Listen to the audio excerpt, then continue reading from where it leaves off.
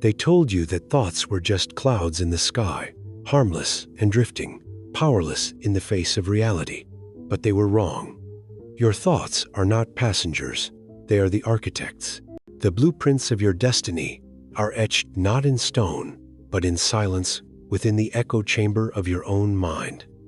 What you dwell upon, you become. What you believe, you build. And what you repeat, you reinforce. The war is not out there. It has always been within. Dale Carnegie once said, "Our thoughts make us what we are." And yet, how many walk this world dressed in borrowed beliefs? How many live as prisoners to a voice that is not even their own?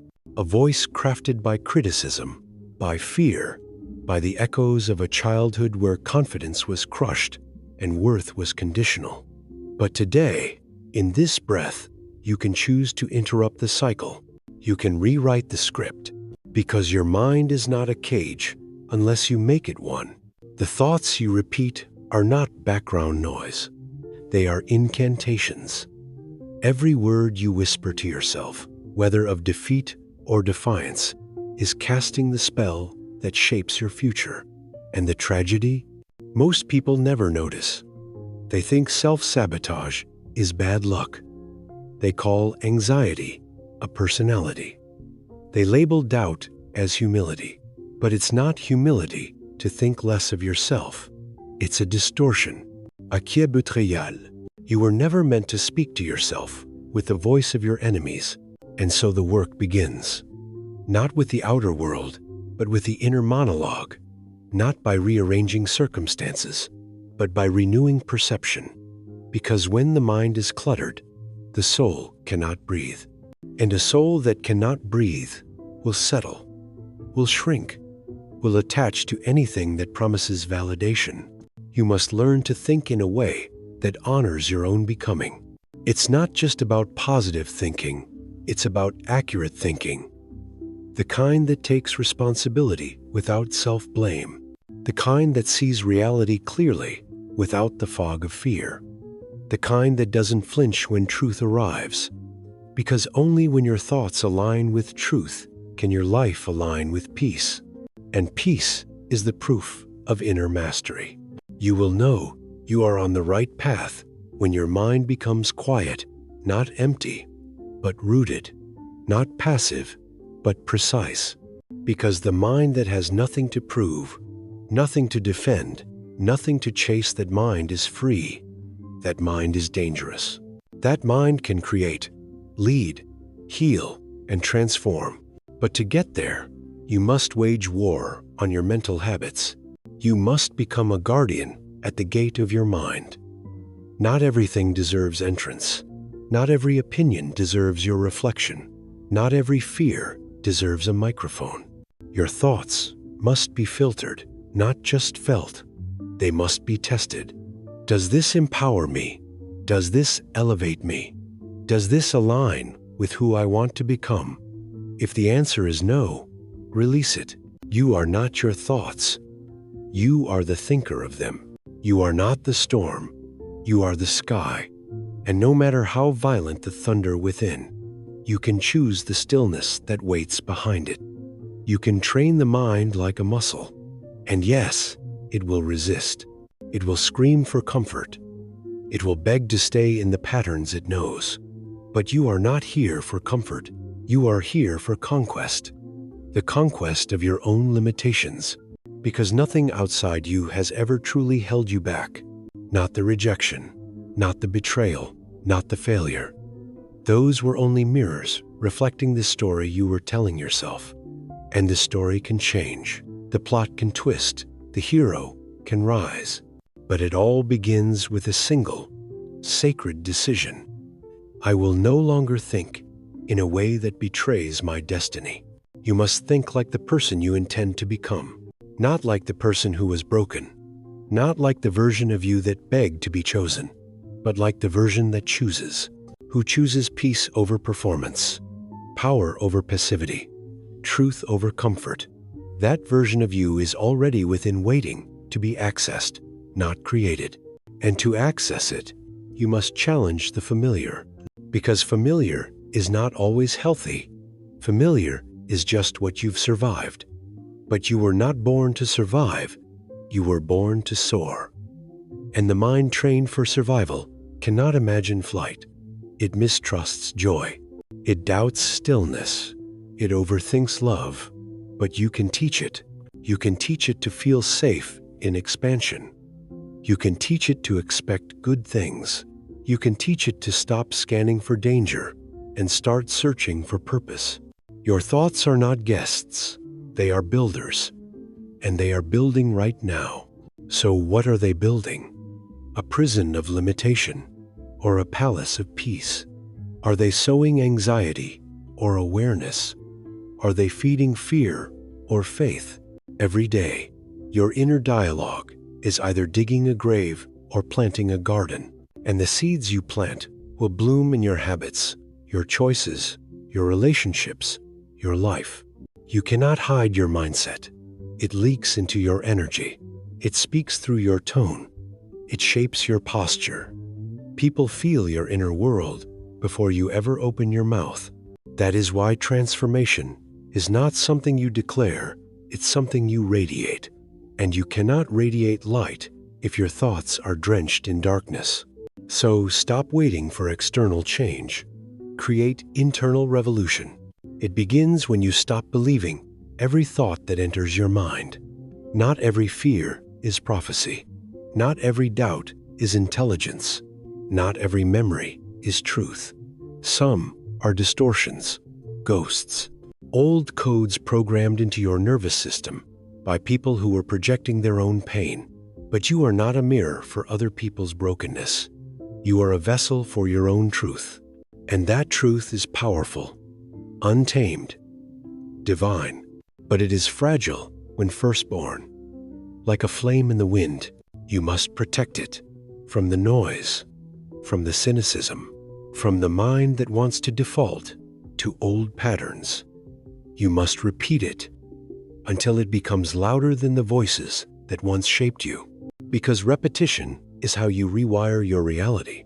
Affirm it, declare it, live it, even when it feels foreign, especially when it feels uncomfortable.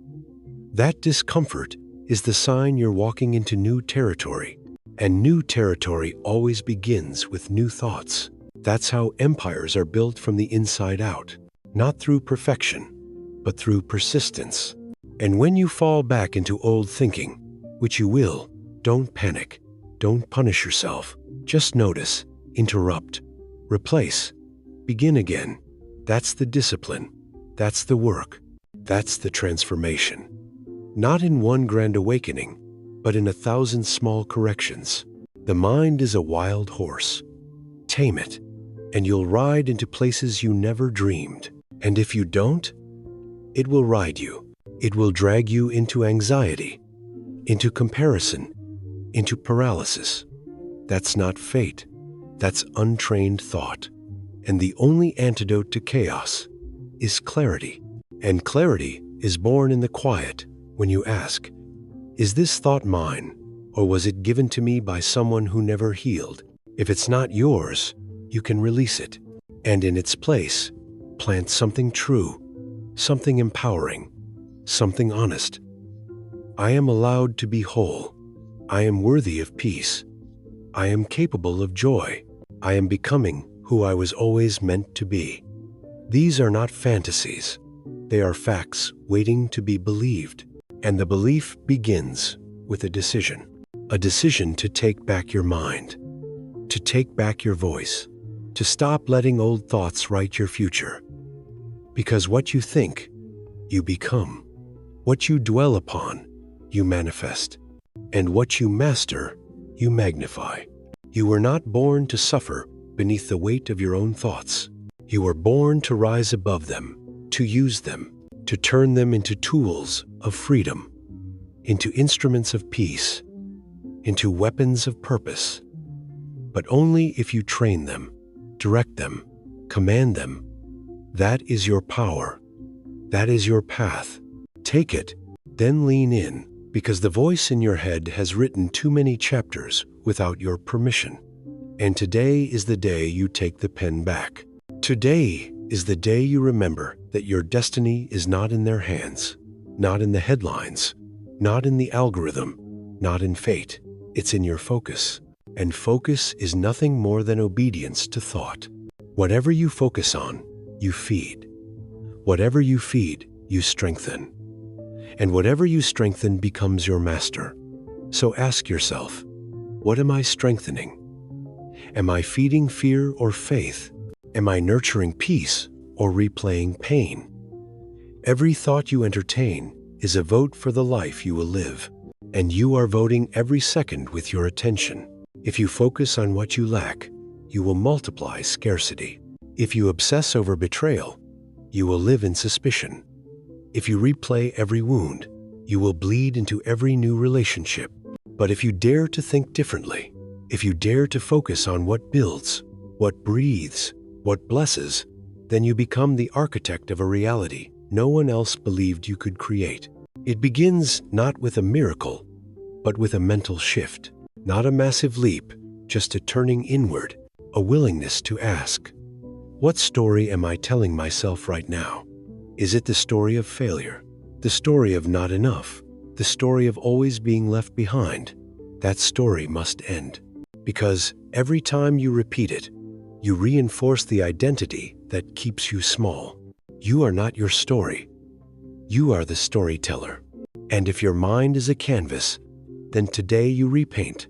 Today you choose the colors, not beige and safe and expected. Number. You choose red for courage, gold for vision, black for boundaries, blue for peace, and white for clarity. You create the palette of your future by the brushstrokes of your inner world. And the more vivid your thoughts, the more vivid your life becomes. That's the truth no one told you. Your imagination is a weapon, not childish, not escapism, a weapon, a portal, a blueprint. What you imagine consistently, with emotion, you begin to crave. What you crave, you begin to move toward. What you move toward, you attract. So train the mind to imagine not disaster, but destiny. Not breakdowns, but breakthroughs. Not endings, but rebirths. You must see it in your mind before you ever hold it in your hand. And you must protect that vision from the dream killers, the critics, the skeptics, the ones who suffocate possibility with logic and laughter. They will mock what they do not have the courage to pursue. Let them.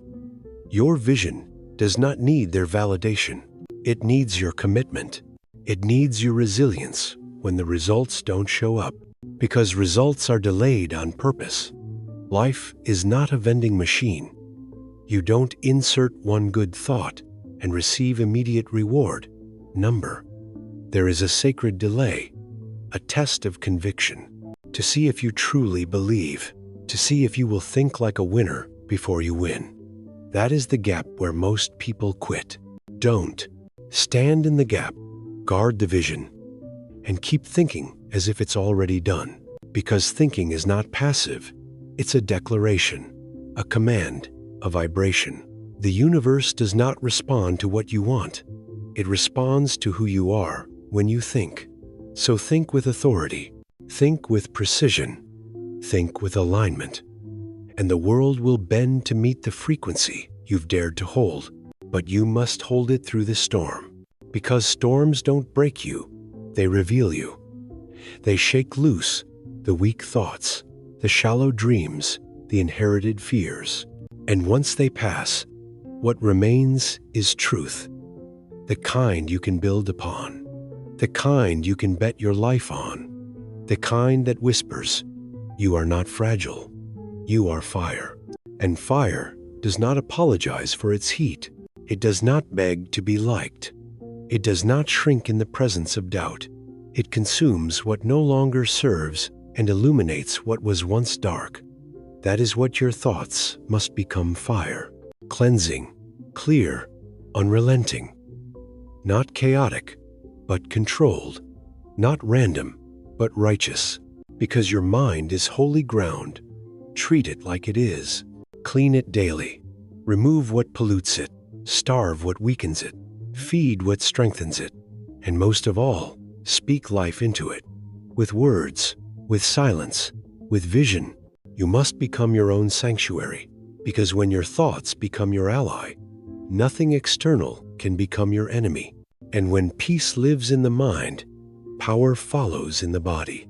You move differently. You speak with certainty. You love with openness. You walk with vision. And the world begins to respond not to what you say, but to who you've become. Because you cannot fake mindset. You cannot Photoshop self-respect. You cannot pretend to be aligned while thinking like a victim. And make no mistake, victim thinking is an addiction. Addictive because it's familiar.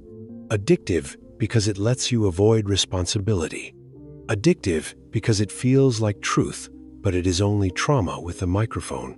And when trauma speaks louder than purpose, you stay stuck. You blame, you spiral, you settle. But you are not here to settle. You are here to soar. And soaring is a decision, not of wings, but of thoughts. So decide now. Decide to evict every thought that insults your soul. Decide to train the mind until it bows to your spirit. Decide to think only what builds, what uplifts, what aligns. Because if you don't run your mind, someone else will. And that someone does not have your future in mind, but you do. So think accordingly. Then breathe deeper, because the truth doesn't end here. It only digs in. It roots beneath the noise, beneath the lies you once believed, beneath the fear that still lingers in the dark corners of your being. Because the mind doesn't just whisper thoughts. It shapes identity. And the identity you carry becomes the life you live. So ask yourself, who do I think I am? Not what they told you. Not what they expected. Not the mask you wear to get through the day. But the answer that comes when everything is stripped away. That answer, raw, trembling, unfiltered, is the beginning of everything. Because when you know who you are, you stop asking the world for permission to exist. You stop negotiating your worth in rooms you've outgrown. The mind, when left untrained, becomes a mimic. It copies fear. It absorbs opinion. It chases applause like oxygen. But you are not here to imitate. You are here to initiate. And initiation begins with thought. Not the thought that comforts, the thought that confronts. What if I'm not broken? What if I'm more powerful than I've ever been told? What if peace isn't something I find, but something I choose? Those questions are doorways. Enter them. Explore them. Let them burn through the mental fog. Because the right question is more liberating than the wrong answer. And most people never question their thoughts. They just live them. They carry inherited beliefs like shackles. They confuse obedience with virtue. They confuse overthinking with intelligence. But overthinking is not a sign of depth.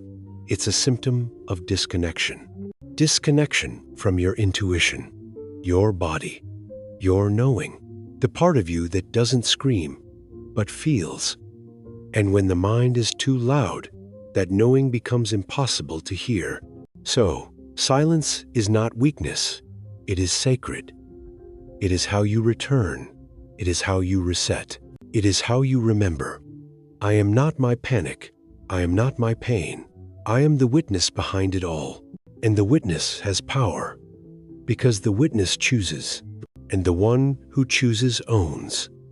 Owns their path. Owns their pain. Owns their greatness. And owning means you stop outsourcing your story. It means you stop waiting for closure from people who never cared. It means you stop explaining your healing to those who chose to hurt you.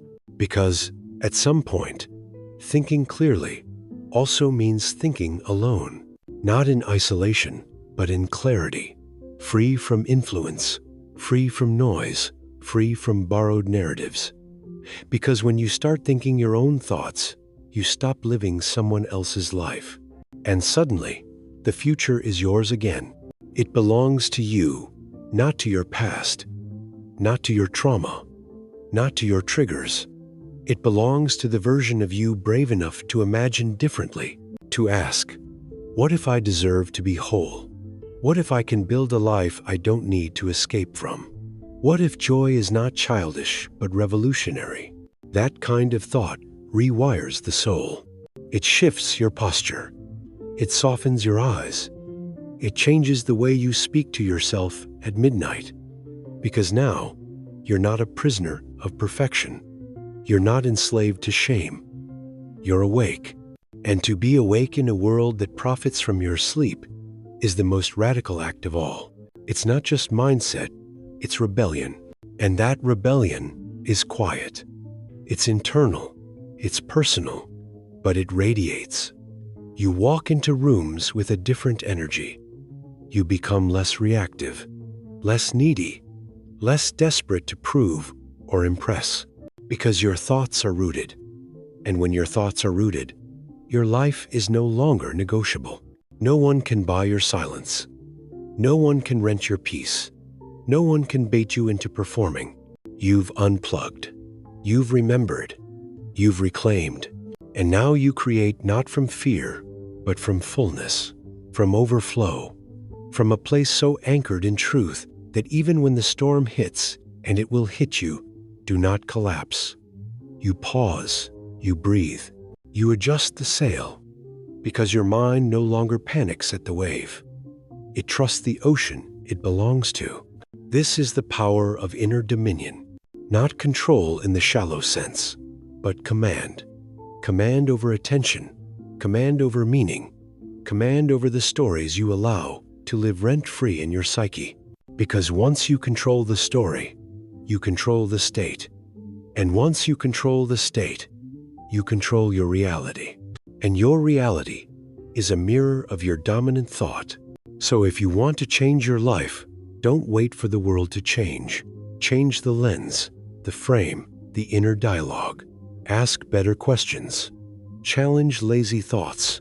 Demand clarity. Demand peace. Demand alignment. Not from the world, from yourself. Because when your thoughts rise, everything rises with them. Your energy, your standards, your circle, your habits, your capacity to love, to create, to lead. It all begins up here. And yes, it's daily. It's uncomfortable. It's tedious. But it's holy work. Because no outer freedom can survive with an enslaved mind. The mind must be emancipated, freed from comparison, freed from overthinking, freed from guilt that was never yours. That's not inspiration, it's liberation. And liberation starts with a single, defiant, quiet decision. I will think like I belong to the life I want to live. And once that thought becomes a belief, the world starts to change. Not all at once, but slowly, steadily, internally. And that shift, that sacred seismic shift within the soul, that is what shapes destiny, not the world. Then let's keep going, because your transformation is not a moment, it's a movement, a steady rising from within, an awakening that doesn't scream, it claims, quietly, fully, with breath and bone and belief. The kind of awakening that says, I'm done handing my life over to thoughts that diminish me, because no one climbs while kneeling to doubt. And doubt has worn too many disguises in your mind. Logic, caution, humility. But here's the truth. Most of what you call being realistic is just fear wearing a suit. It's the voice that says, be careful, when your spirit wants to say, be bold. It's the whisper that repeats, who are you to dream that big? When the real question is, who are you not to? Your destiny does not bow to doubt. It bows to decision. The decision to choose thoughts that stretch you, that hold you accountable, that invite vision instead of validate limitation. Because every belief you hold is a mirror or a chain. It either reflects your highest self, or it binds you to your past. And you feel it. You know it. When a thought is too small for your spirit, It burns like a cage. And you were not born to live in a cage built from lies. You were born to walk in truth. And truth begins with how you speak to yourself when no one else is listening. Because that voice, that's the loudest voice in your life. Not your boss, not your parents, not your enemies, yours. The way you speak to yourself in your worst moment will shape who you become in your best. So what do you say when you fail? What do you say when you fall short? When you disappoint yourself? When you relapse into patterns you swore you buried? Do you punish or do you parent? Do you shame or do you shepherd? Because growth is not built on perfection. It's built on kindness. Fierce, honest, radical self-kindness. The kind that says, I will not abandon myself in this moment. That's the inner revolution. When you stop making self-love conditional. When you stop needing performance to feel worthy. When you realize your thoughts are not report cards, they are raw materials. And you can shape them. You can rewrite them. You can turn them into something beautiful. But only if you choose to stop rehearsing your pain like it's your purpose. Because too many people carry old wounds like trophies. Proof of survival, yes. But what about the next chapter? What about who you could become if you stopped replaying what happened and started reimagining what's possible? Possibility is not found. It is chosen. And it is chosen in the privacy of thought. In the sacred space between stimulus and response. In the moment where you feel the old reaction rising, but you pause and think again. That pause is power. That breath is everything. It's where evolution lives. Because mastery is not reacting. Mastery is responding with intention. And intention begins with the thought, I am in control of how I experience this moment. Not the moment itself, but my lens, my meaning, my focus. That is the part no one can take from me. That is the part that makes me powerful in any room, on any day, in any storm. And once you grasp that, once you embody it not just intellectually, but viscerally, life begins to unfold differently. You stop chasing. You start creating. You stop proving. You start being. You begin to notice the subtle shift, that your peace is not performance, it's alignment. That your clarity is not a gift, it's a practice. That your confidence is not ego, it's evidence of inner congruence. You think like the person who already knows that they are enough, knows that they are whole, knows that they are no longer available for thoughts that sabotage the mission. Because you are on a mission. And not everyone gets it. And not everyone has to. Because your mind is no longer up for debate. You've decided. And now that you've decided, everything changes. Even when nothing outside you changes. The energy is different. The posture is different. The conversations are different. You walk into rooms, not wondering how to fit in, but asking, does this room fit me? You hold your standards not as ultimatums, but as invitations for others to rise, or for you to walk. And when you walk, you don't flinch, because the one who has taken control of their mind is not desperate to be kept. You've stopped begging, stopped explaining, stopped waiting for them to see your worth, because you see it, you speak to it, you think from it, and that changes everything. Because what you think shapes your energy. Your energy shapes your action. Your action shapes your habits. Your habits shape your reality. And your reality becomes your destiny. So no, you're not overthinking. You're under-deciding. You haven't taken back the reins. But now you will. Now you must. Because the time has come to stop living in the echoes of thoughts that no longer belong to you. This is your emancipation from guilt, from fear, from inherited thinking, from mental clutter, from the background noise of a world that profits from your confusion, from every thought that taught you to survive but never taught you to live. Now is the moment you breathe in truth and speak to yourself not as a critic, but as a creator, a leader, a visionary, someone who no longer waits for change, but becomes it. Someone who does not crumble at failure, because they've learned to think from identity, not insecurity. This is the new you. Not because you've changed, but because you've remembered. You've remembered that the most powerful thoughts are not the loudest, they are the clearest, and clarity is the new confidence. Not perfect thoughts, precise ones, clean ones, rooted ones. Thoughts that cut through illusion and name what matters. And what matters is this: you are not your thoughts, but your thoughts shape your life. So shape them, direct them, command them, because what you think shapes your destiny. Then stay with me, because we are not done. The mind is not yet quiet, the soul not yet fully lit. There's more to remember, more to reclaim, more to rise into. Because the life you want is not waiting for a miracle. It's waiting for mental dominion, the kind of mastery that turns confusion into clarity, fear into fuel, and habits into highways. And it begins every morning, in silence, before the world lays its hands on you. That first moment, the one before you check your phone, before the noise floods in, that is sacred ground. That is where destiny begins. And what you think in that moment matters more than what you do, because every action is born in a thought, and every repeated thought becomes a ritual. So ask yourself, what is the ritual of my mind? Do I wake in reaction or reflection? Do I start with worry or with intention? Do I meet the day from a place of peace or from the residue of yesterday's fear?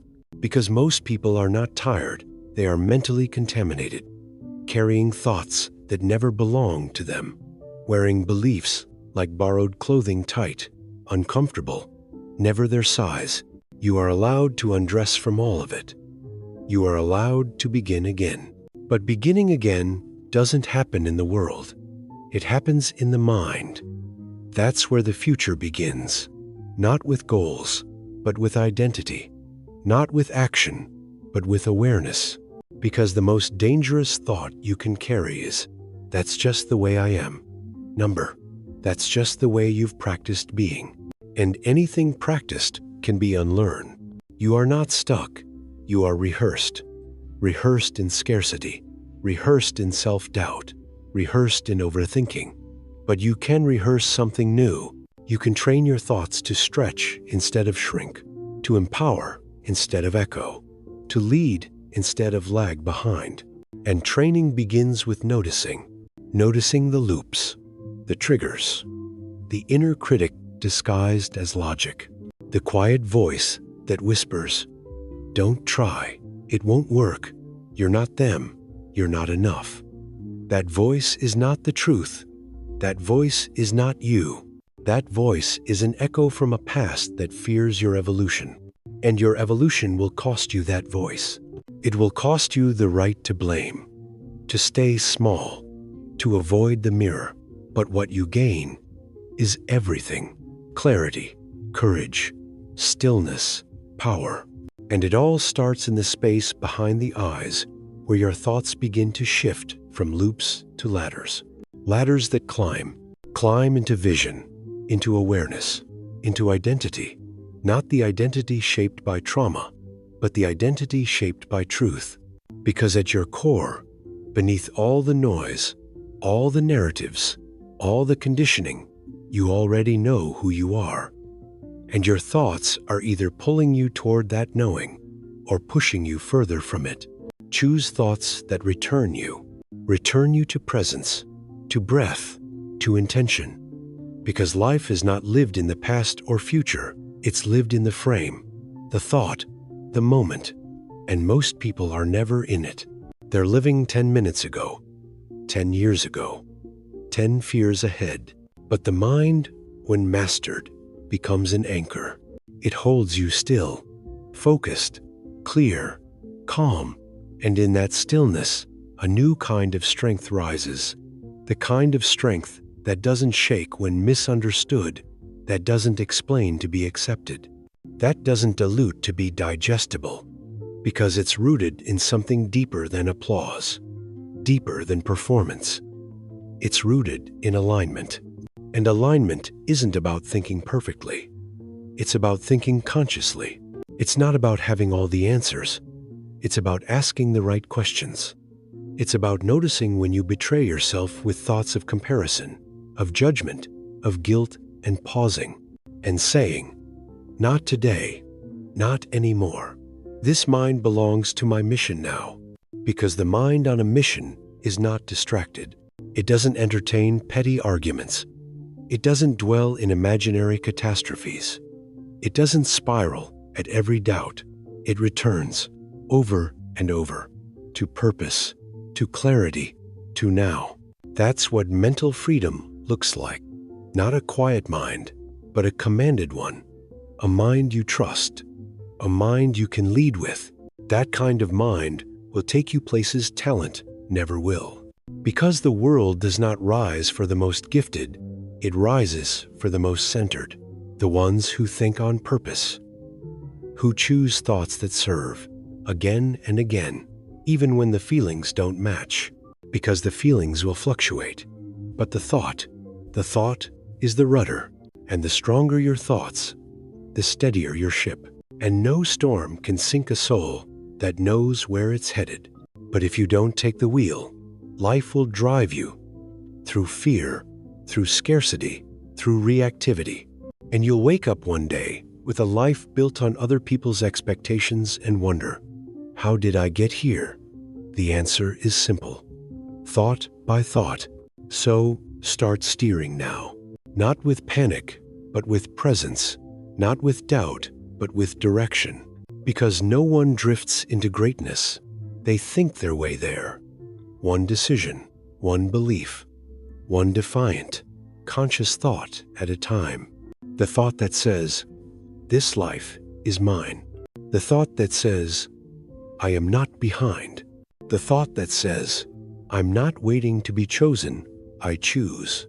The thought that says, "I will not think like a prisoner and expect the life of a king." Because you can't build freedom with enslaved thinking. And you can't think like the old you while stepping into the next you. So leave the old thoughts behind. Bury them. Honor them, if you must, but do not resurrect them. They were useful once. They kept you alive. But you are not here to survive.